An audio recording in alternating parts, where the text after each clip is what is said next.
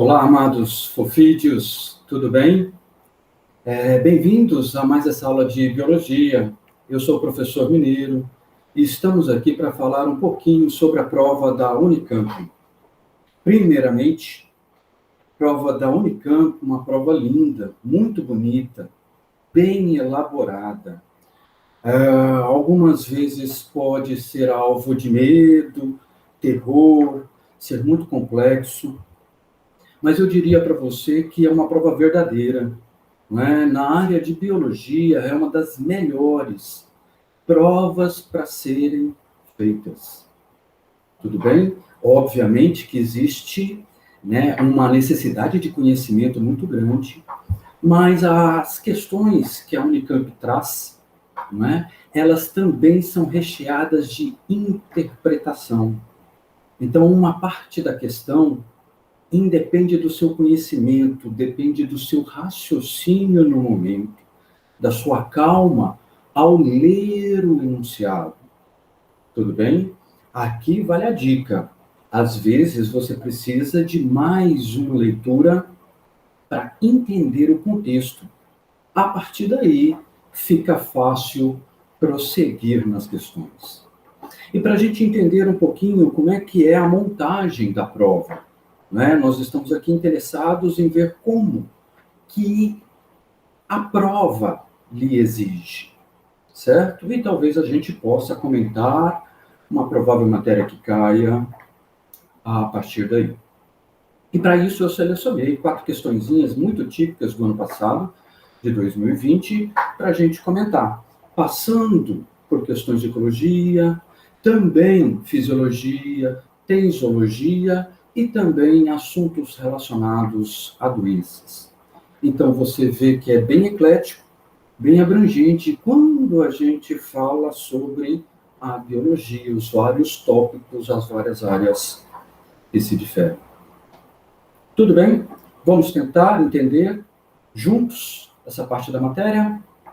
Então, a primeira questão da prova de 2020, falando sobre ecologia, na verdade, o assunto é biogeografia, certo? A localização dos seres vivos em determinadas regiões do ambiente. E vem o enunciado. Em um estudo, foram avaliadas 4 amostras encontradas em diferentes locais, representada na figura abaixo. A interpretação de uma imagem é tema central aqui na Unicamp, não é? Nós temos que, primeiramente, analisar essas figuras. Então, você vê uma parte delimitada do ambiente, começando pelo ambiente terrestre, partindo para o ambiente aquático, porque nós encontramos a plataforma continental, o declive continental e a plataforma abissal no ambiente aquático. Tudo bem? Era basicamente essa construção que precisaríamos dessa imagem. Mas não é só. A Unicamp dá um passo além. E tem 4 amostras. A amostra A traz foraminíferos, algas e dinoflagelados. Bom, 3 exemplos de seres vivos: foraminíferos, algas e dinoflagelados. O que nós temos de representação aí dos seres vivos? O que são foraminíferos? Foraminífero é um grupinho junto com as amebas, lá dos protozoários sarcodinas. Tudo bem? Ambiente aquático, juntamente com as algas, que aqui ele não descreve se é pluri, unicelular, mas ele cita aqui uma alga unicelular, um dinoflagelado. Ok? Todos encontrados em ambientes aquáticos. A amostra B, a pólen.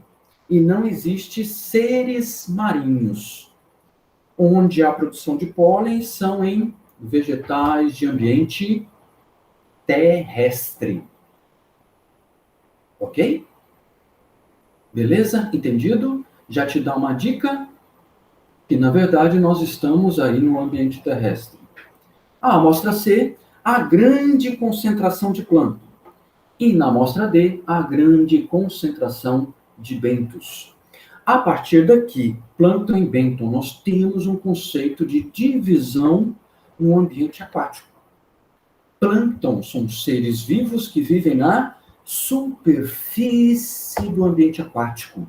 São seres microscópicos, na maioria das vezes, que ficam à mercê da maré. Enquanto os bentos são seres vivos que vivem no fundo, no assoalho, encostado no substrato do fundo do ambiente.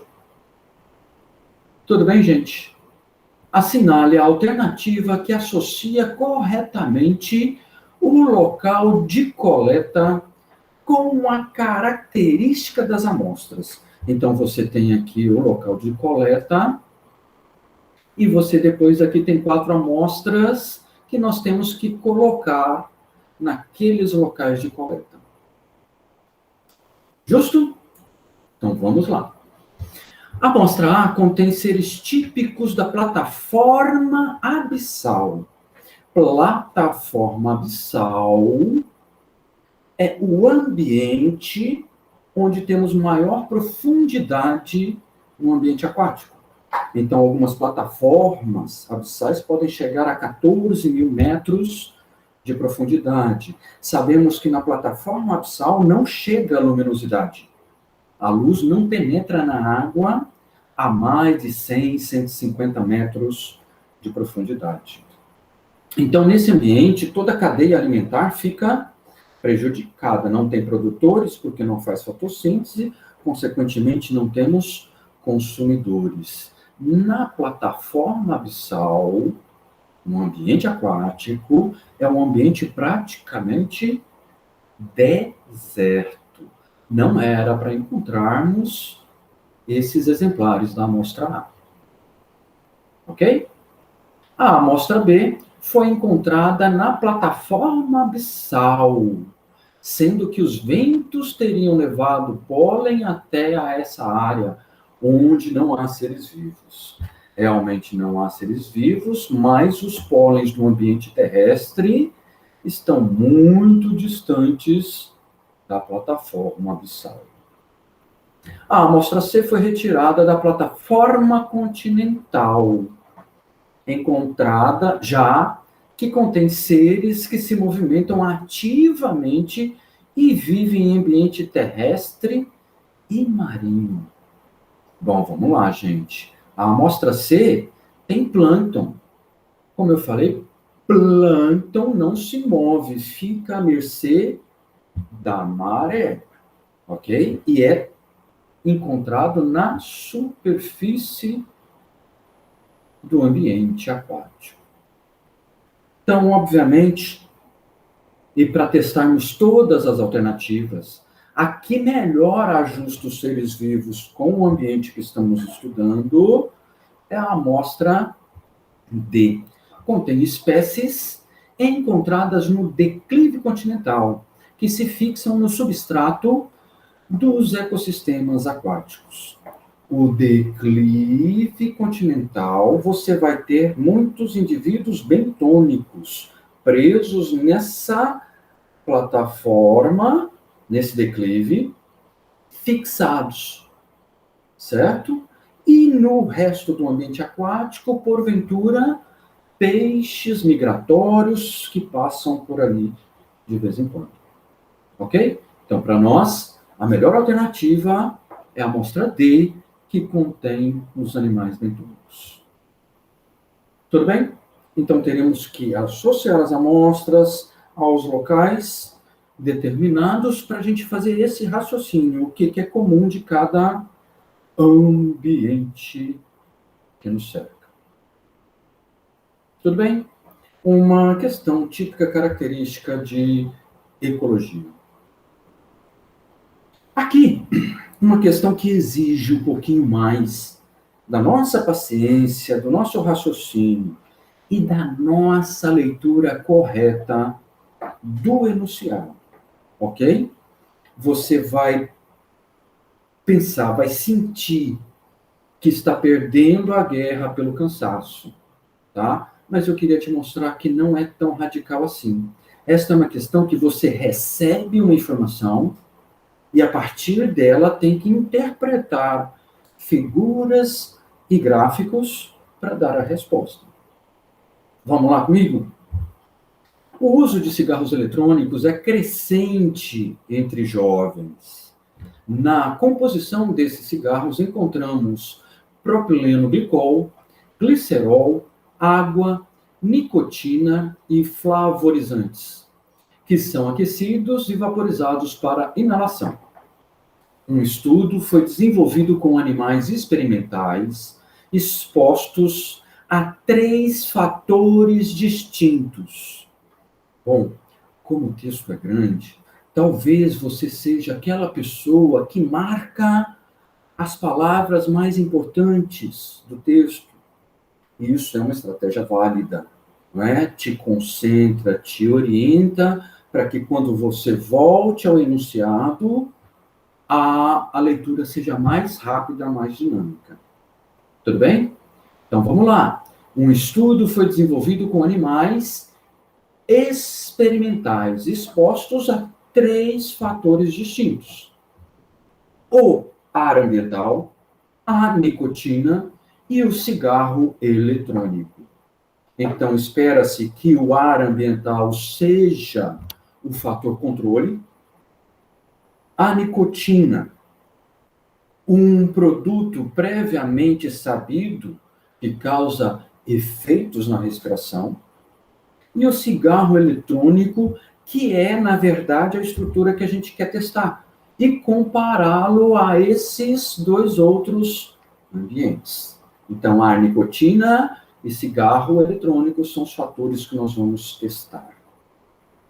Constatou-se que a exposição à nicotina e ao cigarro eletrônico causa um aumento da área do espaço aéreo alveolar e a redução das paredes alveolares. Você fala, nossa, está começando a complicar a questão. Mas calma, vai lá e risca isso. Talvez você não entendeu momentaneamente, mas é isso que causa a nicotina e é isso que causa o cigarro eletrônico. Aumento da área de espaço aéreo alveolar e reduz as paredes alveolares. Sabe o que é alvéolo ou não?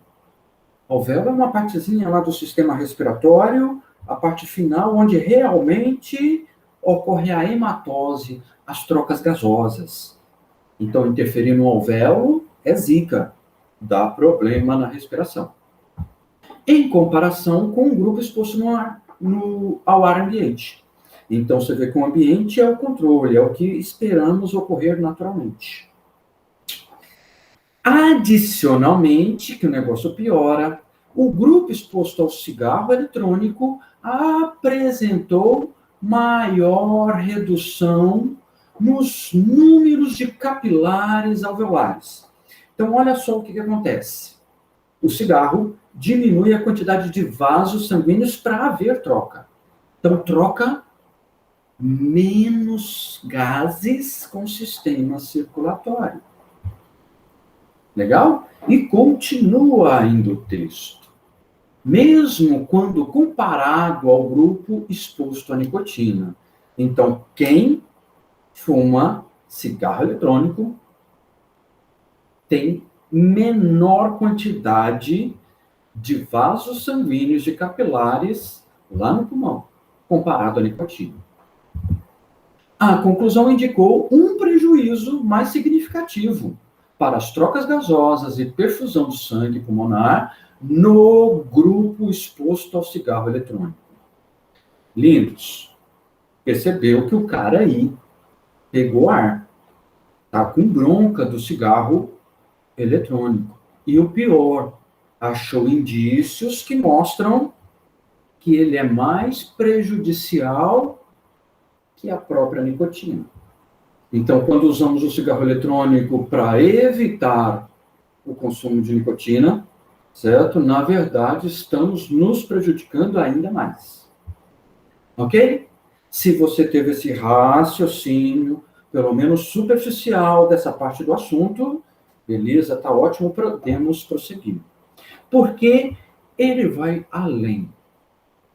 As imagens a seguir são fotomicrografias que representam em mesma escala os alvéolos pulmonares dos animais, dos grupos estudados, mostrando o espaço aéreo alveolar.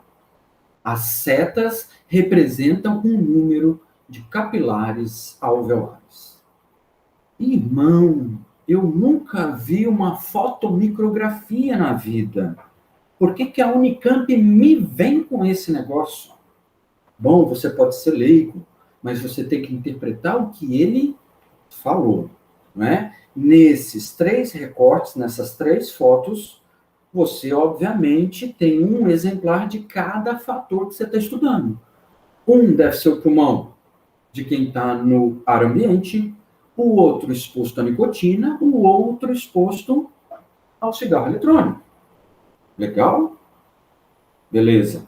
E a gente sabe que quanto mais nicotina, quanto mais cigarro eletrônico, maior os espaços alveolares e menor a quantidade de capilares. E olha aqui o detalhe que ele nos deu. As setas representam o número de capilares. Então, quem tem mais está no ar ambiente, quem tem menos está no cigarro eletrônico. Aqui nós temos 4 setinhas mostrando capilares. Aqui nós temos 6 setinhas. E aqui nós temos 8 setinhas. Quanto mais setinhas, mais capilares. Quanto mais capilar, mais no ambiente de ar natural. Ok? Então, podemos deduzir que essa primeira fotomicrografia é quem está no ar ambiente. Essa segunda aqui, que tem menos capilares, e olha os espações que formam aqui, cara. Enorme. Esse é o espaço alveolar. Olha o espaço alveolar aqui no primeiro. Tudo bem? Esse que tem menos capilares é quem está associado ao cigarro eletrônico. E, obviamente, o 3 é o da nicotina. Ok. Se você veio até aqui, provavelmente você já leu 2 ou 3 vezes o enunciado para ter a confirmação, um pouco de certeza naquilo que você está falando. Isso é normal, tá? Não deixe isso te pesar, você vai gastar um pouquinho de tempo com uma questão como essa. Tranquilo? Não é só isso. Ele vai lá e te dá um gráfico. O gráfico abaixo mostra dados quantitativos referentes à área de espaço aéreo alveolar e à contagem dos capilares. Então, ele mudou. Em vez de imagem, ele colocou um resumo, certo? E um gráfico duplo, de um lado mostrando a área do espaço aéreo alveolar. Quem tem mais espaço alveolar é cigarro eletrônico. Quem tem menos espaço alveolar é quem está no ar ambiente. Vamos interpretar isso? Não. Tem coragem? Então, aqui tem 3 amostrazinhas e a barra em negrito está relacionado à área do espaço. Vamos ver na amostra 1 que a área do espaço alveolar está em torno de 70%. Na amostra B está em torno de 85%. E a amostra C, esse espaço chega a quase 90%. Tudo bem? Podemos interpretar também a média da contagem de capilar, quantidade de vasos sanguíneos que estão lá nos alvéolos. Na amostra A, a média é em torno de 70%. Aqui nós temos 80%, perdão, aqui no branquinho que nós temos que interpretar, está próximo a 90%, muitos capilares. Ok? vai diminuindo em torno de 70% de capilares, de número de capilares, e aqui nós temos em torno de 60% a média de capilares lá na região pulmonar. Como nós falamos, cigarro eletrônico diminui a quantidade de capilares e aumenta o espaço alveolar. Tudo bem? Então, considerando os resultados mencionados acima, assinale a alternativa que relaciona corretamente o painel de fotos e os dados gráficos do grupo exposto ao cigarro eletrônico. Tão lindos. Eles, da Unicamp, te mostram um experimento. Como se faz uma experiência? Eu determino minhas categorias, eu vou lá, faço um levantamento, um estudo sobre o assunto e demonstro os resultados. E ele aqui está tentando te mostrar que um dos assuntos importantes foi o dado do cigarro eletrônico. Não é? Como eu falei, ele pegou ar sobre esse assunto. Então, com relação ao cigarro eletrônico, podemos observar que ele está representado aqui nessa fotomicrografia 2, com a menor quantidade de capilares, e ele está representado na amostra C aqui, tendo uma grande área alveolar e uma menor quantidade de capilares. Então, a associação correta entre a foto e o gráfico, ficamos com a alternativa B de Bosque. Okay? A imagem 2 e a tabela 3 é o que representa o cigarro eletrônico. Então, é dessa maneira que conseguimos dados, a comprovação de determinados assuntos, através de uma pesquisa, da quantificação, da demonstração e interpretação desses dados conseguidos. Legal? Extensa, grande pra caramba. E você pode pensar, cara, eu preciso de tudo isso. Bom, primeiramente, né, é uma questão que, a bem da verdade, não precisa muito de teoria. Precisa do seu raciocínio mediante a informação dada. Então, é um outro tipo de conhecimento que a Unicamp está procurando. Não é? Um indivíduo ágil, esperto, que consegue fluir, não é? Que não fica intimidado com relação ao volume, não é?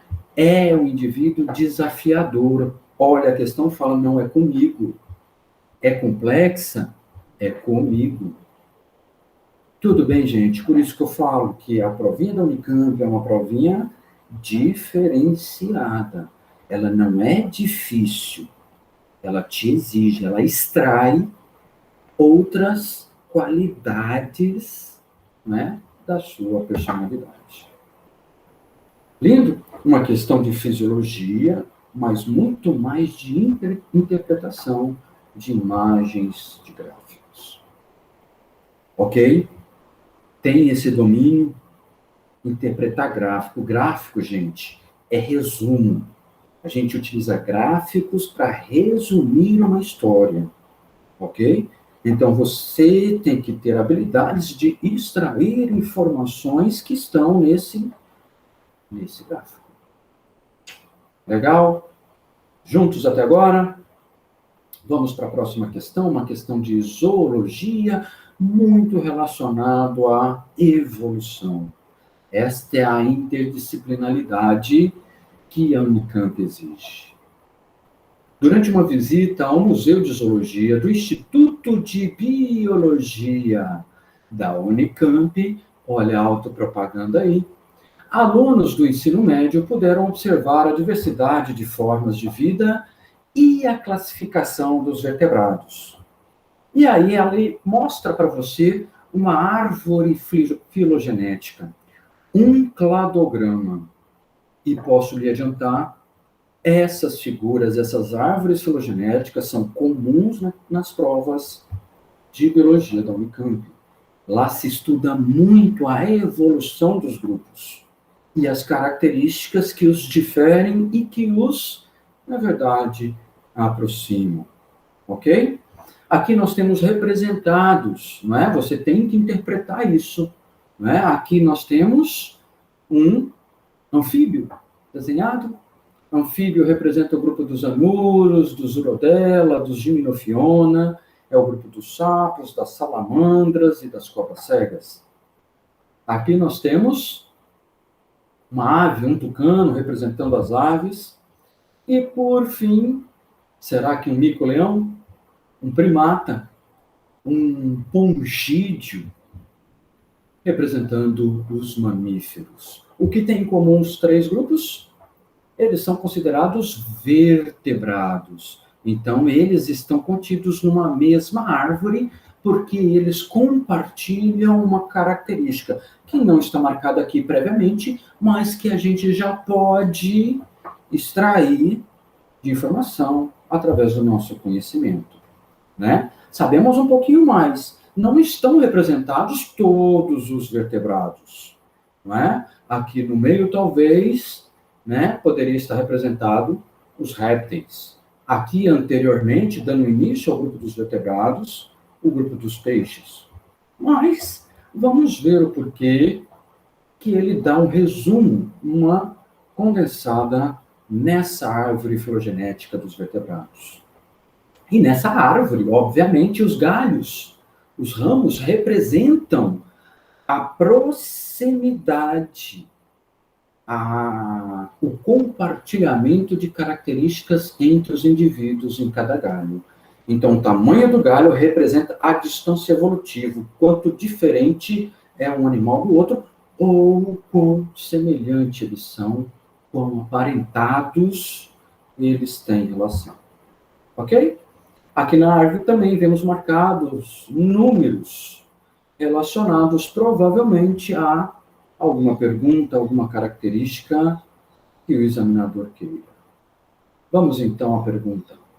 Assinale a alternativa que indica corretamente as características 1, 2, 3 e 4 representadas no cladograma acima.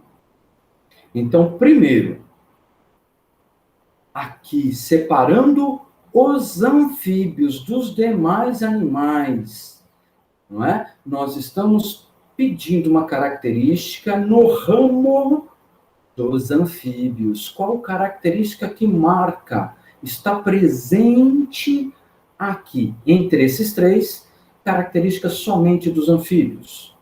Vamos lá ver o número 1. Fase larval e adulta no ambiente terrestre. É isso que caracteriza o grupo dos anfíbios? Não, né? O grupo dos anfíbios terá uma fase larval em ambiente aquático e uma fase adulta no ambiente terrestre. Daí vem o nome anfi. Anfíbios, vida dupla. Anfíbios têm respiração cutânea? Anfíbios têm respiração cutânea. Ok? Mas veremos também que ele terá respiração pulmonar. Anfíbios têm fase larval e fase adulta no ambiente aquático. Companheiros, já falamos isso, né? Um é na terra, outro é na água. Um é na água, outro é na terra. Ok?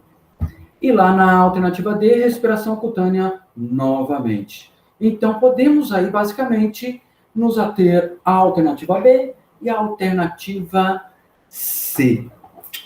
Legal. Agora vamos para a segunda característica. A segunda característica está aqui nesse ramo.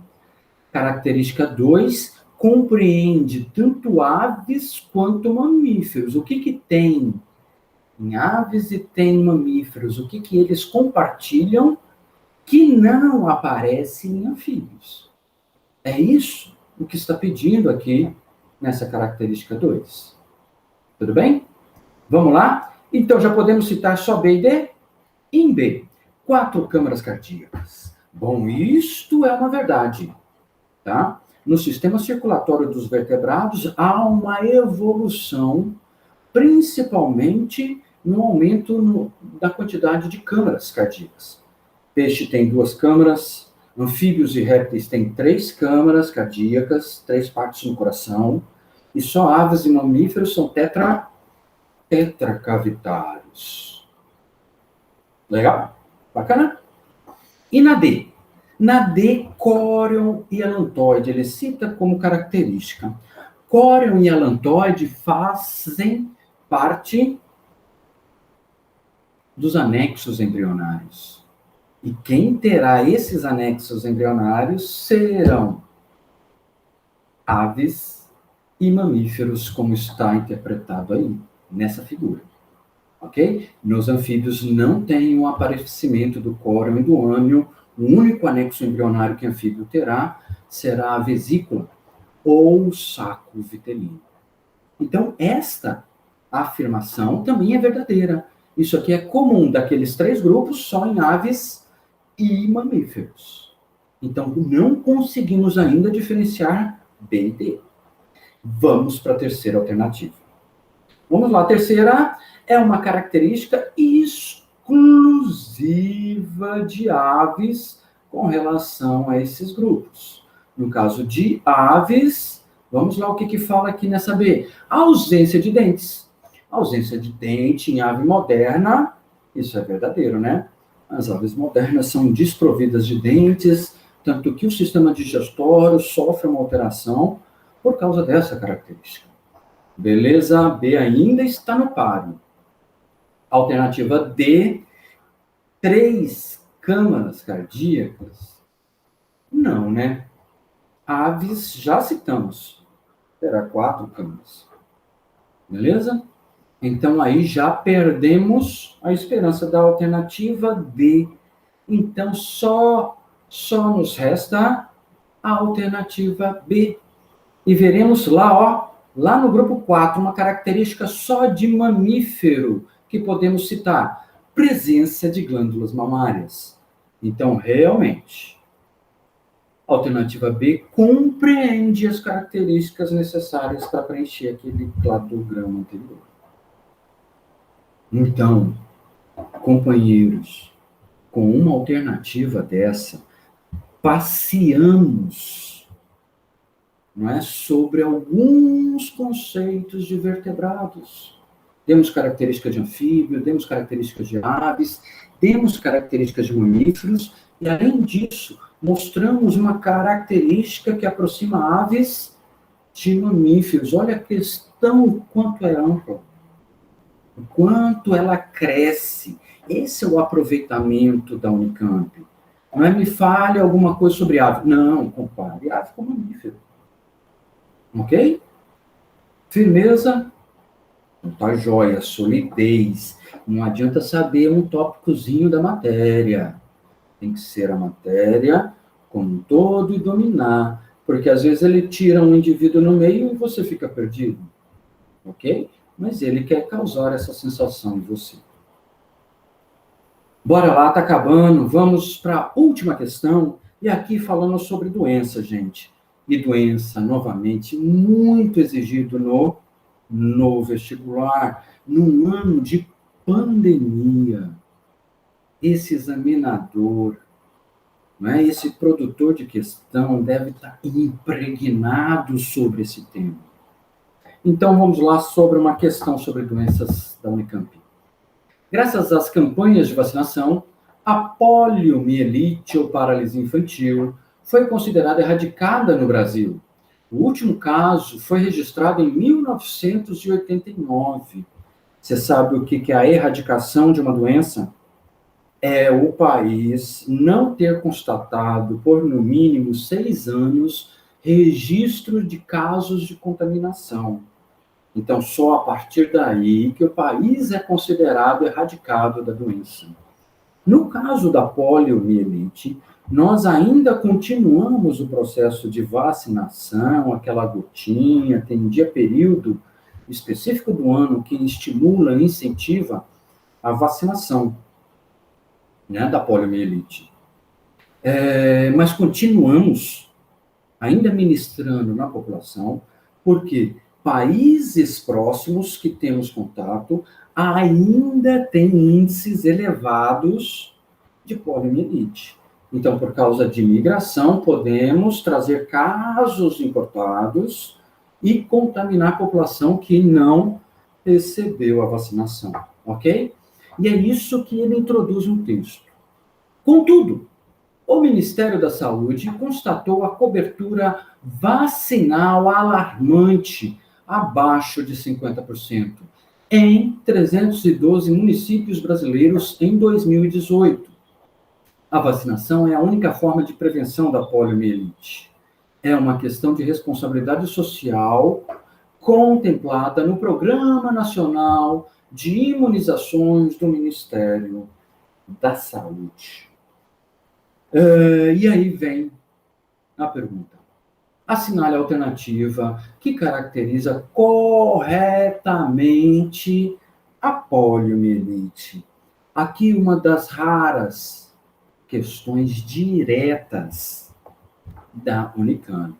Me fale quem é o agente causador, o agente etiológico da poliomielite. Sabe disso, não? Não? Poliomielite é uma doença viral. Isto era fundamental você ter previamente, né? Ele não dá nenhum indício, nenhuma dica sobre o comportamento desse vírus ou alguma característica dessa doença, ok? Ele não fala que é celular, que ele tem ribossomo ou alguma característica que nos remeta a um grupo de seres vivos. Então, estaria no rol da listinha viral de doenças que você deve ter passado no seu estudo. Tranquilo? Beleza? E olha só que é essa a ideia que ele tenta aplicar em você.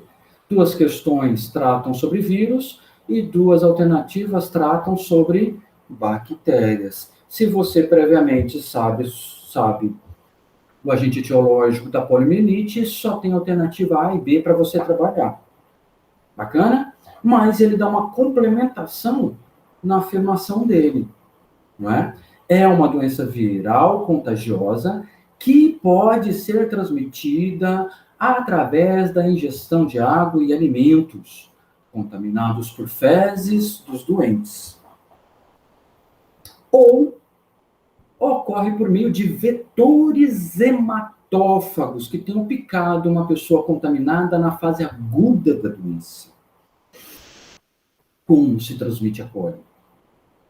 Contágio através de água, alimentos, objetos, utensílios, secreções do corpo de uma pessoa contaminada, ou através de um vetor, de um animal hematófago que sugará o seu sangue e transmitirá esse vírus.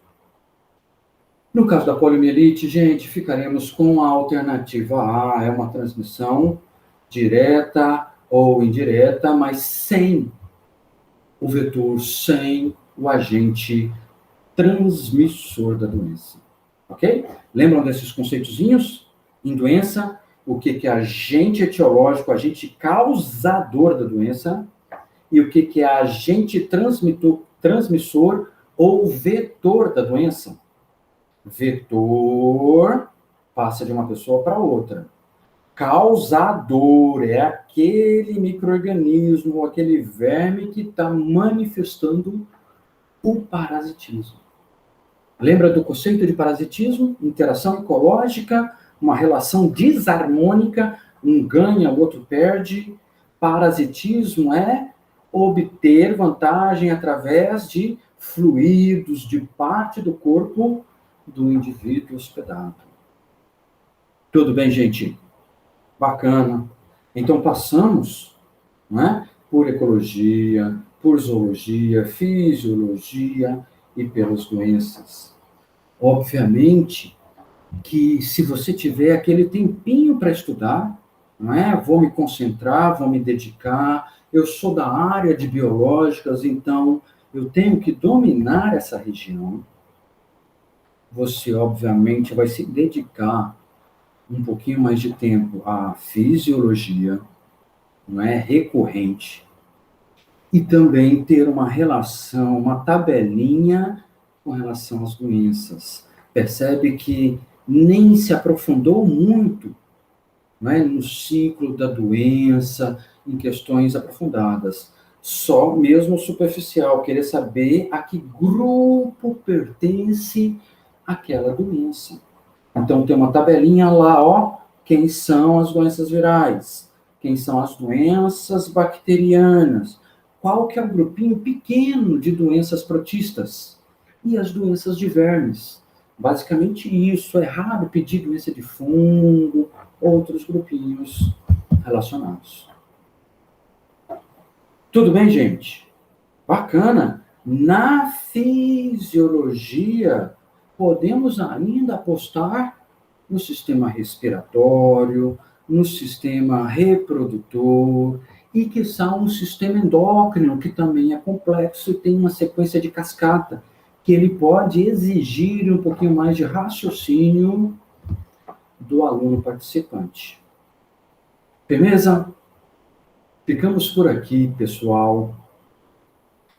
Se vocês se sentirem confortável, tente comparar com anos anteriores.